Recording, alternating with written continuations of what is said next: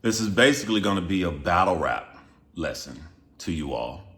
And it's coming from someone highly involved in battle rap. Not only did I battle rap in the past, but I went on to write many articles for battle rap, had a battle rap YouTube channel, went on to manage some of the biggest battle rappers ever, was privy to talk and have relationships with battle rap league owners, from King of the Dot all the way to RBE, to sitting there managing 40 bars, being with her all the time as she construct her rounds, sitting in a room with her and a team of people, pushing her to say this material over and over again as if she's a boxer and we're her trainers, all in the room making sure that she shows up prepared on the day of the event, making her feel happy and having fun. And all of a sudden out the blue, say it again.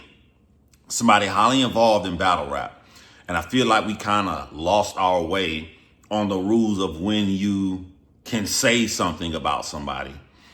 I think the lie is it has to be 100% truthful when that's not the truth. In order to say something in a battle, all you have to do is make it to where, I don't know, it could be. If it's I could be, it can fly. Let's go back to 1996, Tupac hit him up. There is absolutely no evidence that Tupac Shakur slept with Biggie Small's wife. All it took was a pause of a nanosecond with Faith Evans taking a picture with Tupac. You know why?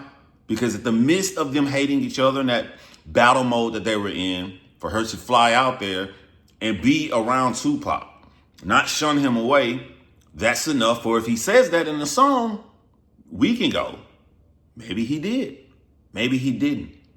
I don't know. Now let's look at this Kendrick Lamar and Drake battle. I think I'm about to make a lot of people upset, but I'm going off the rules of battle. Let's look at the allegations. Baka has a weird case. Kendrick Lamar put his hands on his wife. Drake with underage women. Dave Free is the father of Kendrick Lamar's child. Couple more, if they come up, I'll bring them up in this video. Let's start with Kendrick Lamar putting his hands on his wife. It is A-okay for Drake to say that in a battle. Why? Because at one point there was an article written that was quickly removed. That's all he needs.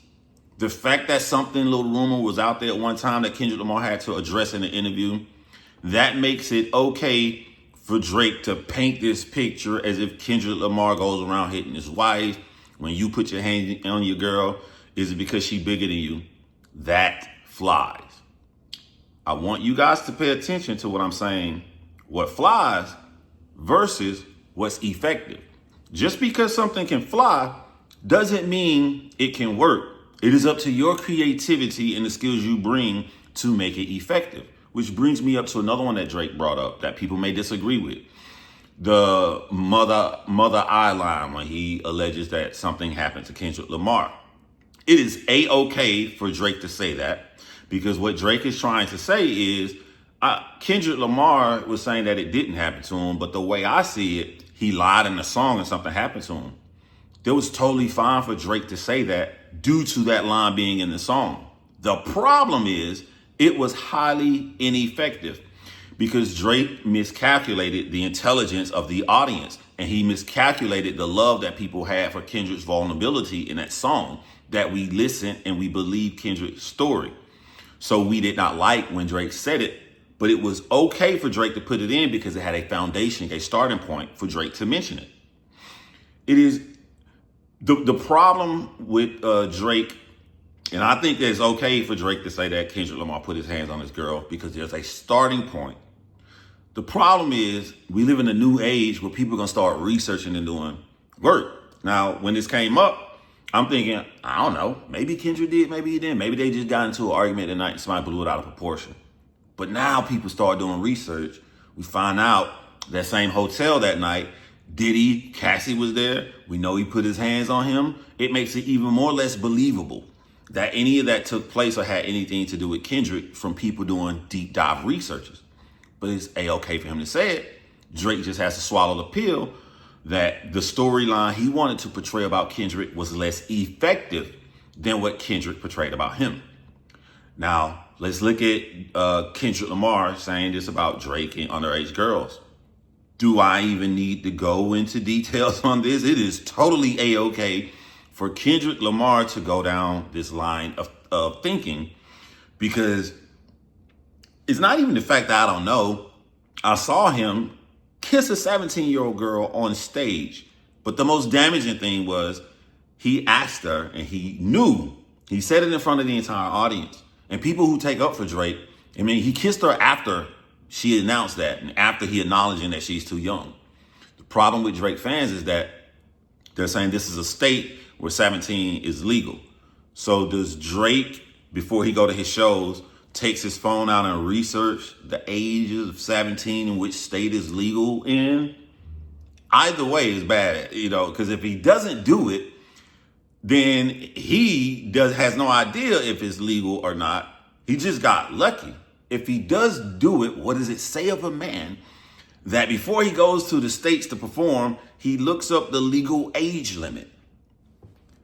It is A-okay for Kendrick to say this, bringing a 14-year-old girl on a cruise boat, having teenage girls in the bathroom with him, spilling stuff on it. It's so much stuff I can go on and on. We've established it is more than enough for this to be brought up in a battle. Let's look at Baka. Baka does his interview. Oh man, I got kids and stuff, man. How you gangster and talking like that? That really annoyed me. How the hell you gangster and you talking like this? Shut up, man. Talking about kids. Look at all this stuff what Donna's gonna have to go through from this battle. Drake's son, and then Kendrick Lamar's son from what Drake said. But Baka, there's a foundation, there's a starting point that makes this okay to bring up in a battle because you were arrested. You were arrested for putting your hands on the girl. The charges were dropped on you doing sex trafficking with her because she didn't testify. Did she not testify because it wasn't true and the cops made something up and you're good to go? Or did she not testify because she was afraid? When you have that, I don't know, it is okay to use in a battle. Stop whining. But here's the shocking thing about my video. That I know Drake gonna do an interview in the future and he's gonna spend a lot of time whining about Kendrick saying the pedo stuff about him. But to me, everything that was said in that battle was A-okay because there's a starting point, there's a foundation. Except for one thing. One thing that's irking me about this battle with Drake, one thing that's irking me about this battle with the entire audience that watched this whole thing take place. The absolute most egregious lie that should have never been said in this battle is that Dave Free is the father of Kendrick Lamar's son. And what makes this most egregious than any other storyline in this whole battle, this is the one thing that has no foundation, no starting point, no article, no rumor. I would have been okay with this, even if at one point, you saw what happened? Kendrick Lamar was at the club with Dave Free and they was about to get into a fight.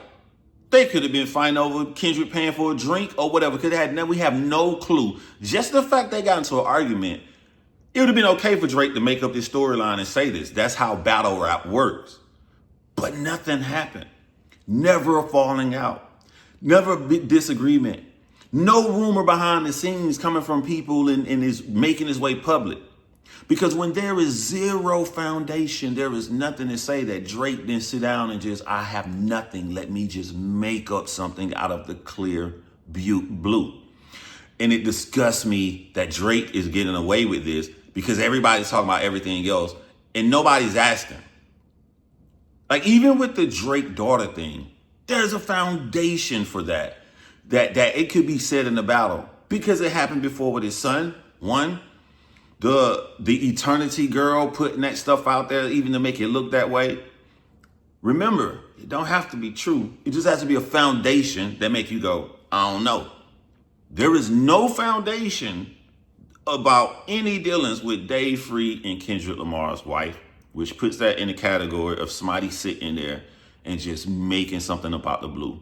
And I think that like while Baka is whining in his interview, I would love for someone on Drake's team or Drake himself to sit down in an interview and be like, okay, this is why I said the Dave Free line. A lot of people don't know this, and just give me something. Give me something.